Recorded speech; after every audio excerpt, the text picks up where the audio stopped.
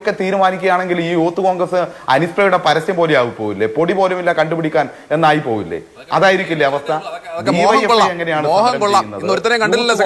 രീതി എന്താണ്, അതിന്റെ മൊബിലൈസേഷൻ കപ്പാസിറ്റി എന്താണ് എന്നൊക്കെ കേരളീയ സമൂഹത്തിന് അറിയാം. ആള് മാറിപ്പോയി. ശരി, ഓക്കെ, നമുക്ക് അതെ അങ്ങനെ തന്നെയാ. അഭ്യാസം നിങ്ങോട്ട് വേണ്ട, അഭ്യാസം നിങ്ങോട്ട് വേണ്ട. അങ്ങനെ അടിച്ചാൽ തിരിച്ചടിക്കും. അങ്ങനെ കിട്ടിയാ പോകുന്ന ആളൊന്നുമല്ല. അതൊക്കെ കൈ വെച്ചിരുന്നാ മതി. മനസ്സിലായില്ലേ? അത് സജീഷായാലും ശരിയല്ലേ?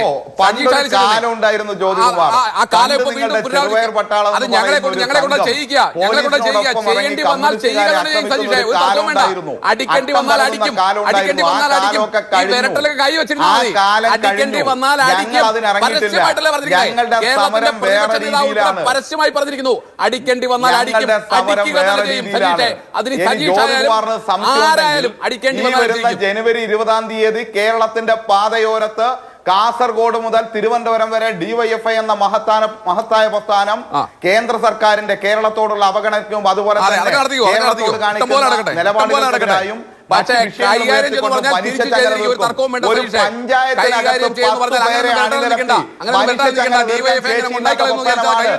പറഞ്ഞ വ്യാജ പ്രസ്ഥാനമായിട്ടുള്ള ഇനി അങ്ങനെ എന്തെങ്കിലും സംസാരത്തിന് പോലും അവസരം തരില്ല ഞങ്ങൾ. ശരി, അല്ല, ഇത് എന്തായാലും വളരെ നേർക്കുനേർ പോരിലാണ് കോൺഗ്രസും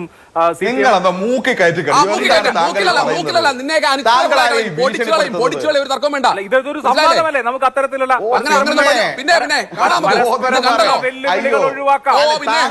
ഭീഷണിപ്പെടുത്തുന്നത്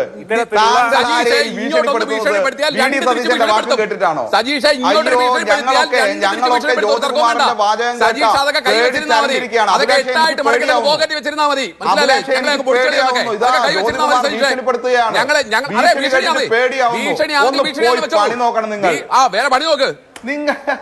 പിന്നെ കേരളം ഇവിടെ പോലീസിന്റെയും മുഖ്യമന്ത്രിയുടെയും പിന്തുണ എല്ലാവരും ഇറങ്ങുക. ഗംഭീരമായിട്ടുണ്ട്, ഗംഭീരം. ശരി, അല്ല, ഇപ്പോ നിങ്ങൾ പ്രിയപ്പെട്ട ജ്യോതികുമാർ, നിങ്ങളുടെ പ്രിയവും വേണ്ട. ഞങ്ങൾക്ക് നേരെ കൈ ഓങ്ങിയാൽ ഞങ്ങൾ കൈകാര്യം ചെയ്തിരിക്കും. 10,000 അണിനിരത്തുകൊണ്ട് ഞങ്ങൾ ഉയർത്തേണ്ട പ്രതിഷേധങ്ങൾ ഉയർത്തും, ജനകീയ പ്രശ്നങ്ങളിൽ ഇടപെടും. നിങ്ങളെ പോലെ അല്ല ഞങ്ങൾ. അതാണ് ഞാൻ നേരത്തെ പറഞ്ഞത്. ഡിവൈഎഫ്ഐ എന്താണെന്ന് അറിയാമെങ്കിൽ അടുത്ത ജനുവരി 20-ാം തീയതി കേരളത്തിൽ കാസർഗോഡ് മുതൽ തിരുവനന്തപുരം വരെ മനുഷ്യച്ചങ്ങല തീർക്കും. ഡിവൈഎഫ്ഐ ഒരു പഞ്ചായത്തിൽ സംഘടിപ്പിക്കാനുള്ള ശേഷി ഈ പറഞ്ഞ യൂത്ത് കോൺഗ്രസിനില്ല. അതാ യൂത്ത് കോൺഗ്രസും ഡിവൈഎഫ്ഐയും തമ്മിലുള്ള വ്യത്യാസം. അല്ലല്ലോ, അങ്ങനെ ഡിവൈഎഫ്ഐ നമ്മൾ കാണുന്നുണ്ട് ഒരുപാട്. പരസ്പരം വെല്ലുവിളിക്കണ്ട. നമുക്ക് തുടങ്ങിയത്. ശരി, അത് അവസാനിപ്പിക്കാം.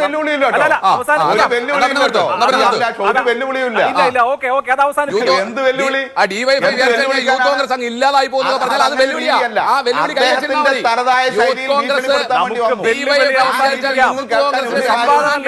പറഞ്ഞാൽ അത് വെല്ലുവിളിയാണ്. അത് കൈ വെച്ചില്ല, അത് 8ആയിട്ട് മടങ്ങി പോകാൻ വെച്ചിരുന്നാൽ മതി. കൽപ്പിക്കുന്നു, അതിലപ്പുറത്തേക്ക് അതെ അതൊക്കെ തോന്നുന്നു. കൈ വെച്ചിരുന്നാൽ മതി. സംവാദമല്ലേ? നിങ്ങൾ പരസ്പരം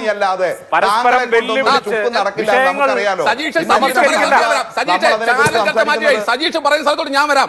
സജീഷ് വെല്ലുവിളി ഞാൻ എടുക്കുന്നു. എവിടെ വരണ്ട പറയും, ഞാൻ വരാം. കളയോ അല്ലല്ലോ ഞങ്ങളുടെ രീതി. ഞങ്ങളുടെ ഗുണ്ടായിസത്തിന്റെ പെർഫോമൻസ് നടത്തേണ്ട സ്ഥലം അല്ലല്ലോ ഇത്. പിണറായി വിജയനോടും പിണറായി വിജയന്റെ ഗൺമാനോടും പറയണം ഗുണ്ടായിസം അധികാരത്തിന്റെ പേരും വെച്ചുള്ള ഗുണ്ടായിസം കാണിക്കരുതെന്ന്. മനസ്സിലായില്ലേ? പിണറായി വിജയനോടും അദ്ദേഹത്തിന്റെ ഗൺമാനോടും അദ്ദേഹത്തിന്റെ കമാൻഡോസിനോടും പറയണം.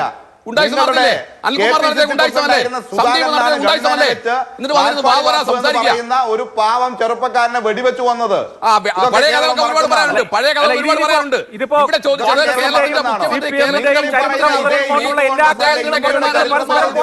അദ്ദേഹത്തിന്റെ കമാൻഡോ ഉൾപ്പെടെയുള്ളവർ യൂത്ത് കോൺഗ്രസ്സുകാരെ കൈകാര്യം ചെയ്താൽ തിരിച്ചു ചെയ്യും.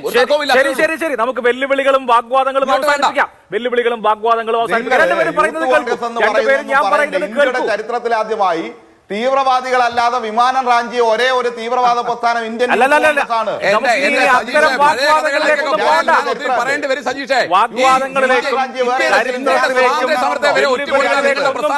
ഞാൻ കൂടുതൽ പറയണോ?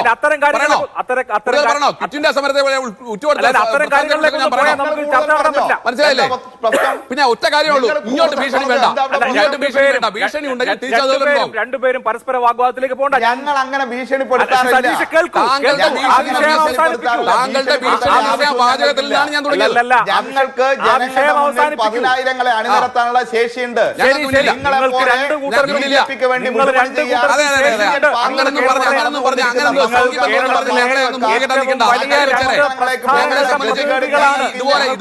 ഇതുപോലെ നിങ്ങളുടെ വലിയ കഴിഞ്ഞ പാർലമെന്റ് തെരഞ്ഞെടുപ്പിന് മുമ്പ് ഇതുപോലെ ഒരു മനുഷ്യച്ചങ്ങല നടത്തിയിരുന്നു. ആ മനുഷ്യച്ചങ്ങലയിൽ ലക്ഷങ്ങൾ പങ്കെടുത്തു. അതിനുശേഷം വോട്ടെണ്ണി, അന്ന് വോട്ടെണ്ണുമ്പോഴും 19 തോറ്റുപോയി. ചങ്ങല നടത്ത്. ശരി ശരി ശരി. അല്ല ഇനി പരസ്പര വാഗ്വാദം വേണ്ട ശ്രീ യുവരാജ്. പരസ്പര വാഗ്വാദം വേണ്ട. ഉച്ചക്കഞ്ഞിക്ക് പൈസ കൊടുക്കാനില്ലാത്ത സജീഷെ ഗ്ലോബലൈസേഷനെ കുറിച്ച് സാമ്പത്തിക പറയണ്ട. ഇവിടെ ഉച്ചക്കഞ്ഞിക്ക് പൈസ കൊടുക്കാനില്ല ഈ സംസ്ഥാനത്തല്ലേ? എന്നിട്ട് നടത്തുക നവകേരളം എന്നും പറഞ്ഞു. ഈ കേരളത്തിന്റെ ദയനീയാവസ്ഥ സദസ്സിലൊക്കെ പതിനായിരങ്ങളാണ് വരുന്നത്. പതിനായിരങ്ങളാണ് കണ്ണ് തള്ളിയിട്ട് സതീശന് മുഖ്യമന്ത്രി എല്ലാ ദിവസവും പറയുന്നുണ്ട് അഭൂതപൂർവമായ തിരക്കാണെന്ന് നവകേരള സദസ്സിൽ. നമുക്ക് കാണാം, ജനകീയ കോടതിയിൽ കാണാം. അഭൂതപൂർവമായ തിരക്കാണ് എല്ലാ ദിവസവും രാവിലെ. അത് ജനങ്ങൾ കണ്ടിട്ടില്ലേ? അഭൂതപൂർവമായ തിരക്കാണ് മുഖ്യമന്ത്രിക്ക് എല്ലാ ദിവസവും. അഭൂതപൂർവമായ തിരക്കാണ് എത്തിക്കൊണ്ടിരിക്കുക. എത്ര ആളുകളാണ്? അതെ അതെ അതെ. ആ ആളുകൾ തിരിച്ചു പോകുന്ന ആ ആളുകൾ കൊടുക്കുന്ന പരാതി സജീഷ് എങ്ങോട്ടാ അയച്ചു കൊടുക്കുന്നത്? ആ ആളുകൾ കൊടുത്ത പരാതി എങ്ങോട്ടാ പോയത്? സെക്രട്ടറിമാർ പങ്കെടുത്തു. ആളുകൾ KSRTC ബസ് പറഞ്ഞാൽ ഉടനെ അയച്ചു കൊടുക്കുന്ന കണ്ണൂർ കോർപ്പറേഷനിലേക്ക് എന്തിനായി ഞാൻ പറയുന്നത്? എന്ത് നവകേരള സദസ്സാ? ഒരു പരാതി മേടിച്ചോ സജീഷേ? ഒരു പരാതി മേടിച്ചോ? ഒരു പരാതി നേരിട്ട് മേടിച്ചോ?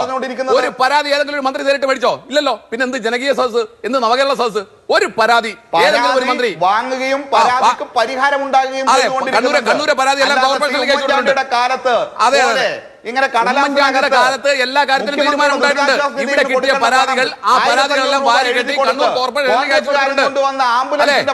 മുഖ്യമന്ത്രി കൊടുത്ത പരാതി, ട്രാൻസ്പോർട്ട് മിനിസ്റ്റർ കൊടുത്ത പരാതി ഇതെല്ലാം എങ്ങോട്ടാണ് കൊടുത്തേക്കുന്നത്? കണ്ണൂർ കോർപ്പറേഷനിലേക്ക് പരാതി പോയേക്കുന്നത്. നാണമില്ലല്ലോ നവകേരള യാത്രകൾ പറഞ്ഞു നടക്കാൻ.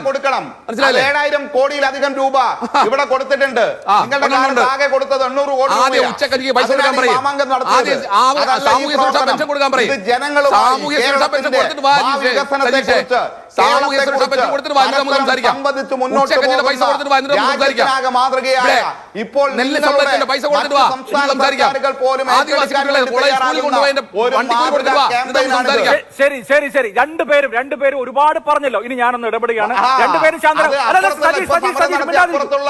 അല്ലല്ല ഞാൻ രണ്ടുപേർക്കും അവസരം അലോട്ട് ചെയ്തു തരാം.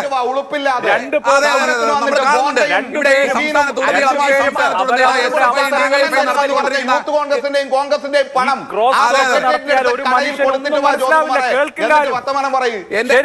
സജീഷ്, ഈ സംസ്ഥാന സർക്കാർ ഇതുവരെ കൊടുക്കേണ്ട പൈസ കൊടുത്തിട്ട് വന്ന് സംസാരിക്കുന്നത് സാമ്പത്തിക എല്ലാ വിഷയങ്ങളും പറയാം.